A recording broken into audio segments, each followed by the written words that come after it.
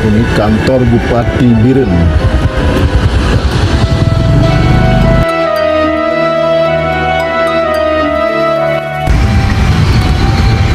Ini adalah pendopo Bupati Biren. Pendopo ini merupakan tonggak sejarah yang mana Presiden pertama Republik Indonesia, yaitu Insinyur Soekarno, pernah menginap di sini.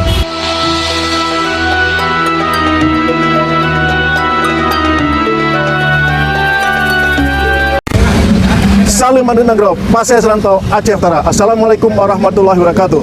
Kami dari Pasai Selanto Channel, saya Zainal Abidin Hussein dan teman-teman. Alhamdulillah, hari ini saya berada di Kota Biren, di kota ujung barat Samudra Pasai. Di sini kami ingin meliput tradisi Aceh untuk menyambut Lebaran, yaitu Hari Megah, istilahnya hari jual daging ya, masyarakat berbondong-bondong untuk ke pasar membeli daging untuk memeriahkan suasana Lebaran Idul Fitri besok di hampir di seluruh Aceh. Dan mungkin tradisi ini tidak ada di tempat lain, hanya yang ada di Aceh.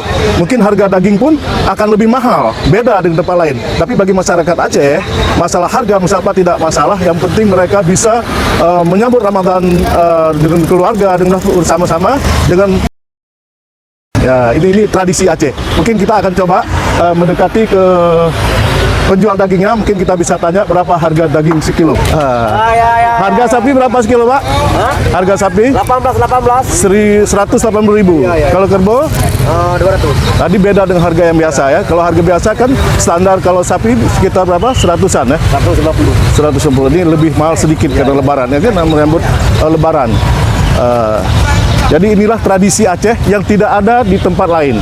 Kalau di daerah lain tidak ada hari motong. Kalau di sini ada hari motong atau hari megang. Nah, mungkin kita akan coba lihat ke pasar-pasar di mana masyarakat Aceh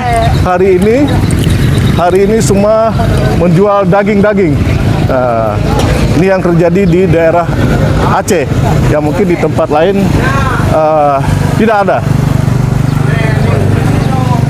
Ini suasana masyarakat Aceh, masyarakat keluar berbondong-bondong untuk membeli daging. Nah,